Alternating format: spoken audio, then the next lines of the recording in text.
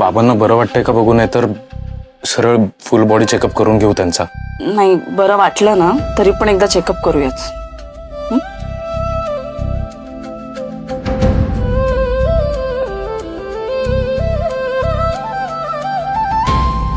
काय झालं, कसला विचार करताय?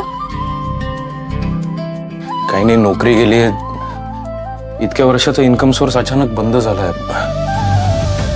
पुन्हा सगळे नव्याने सुरुवात करावी लागणार आहे आणि त्यात घरातले असे खर्च उभे राहणार. आज बाबांचा बॉडी चेकअप, उद्या अजून काही. पैसे तर लागतील.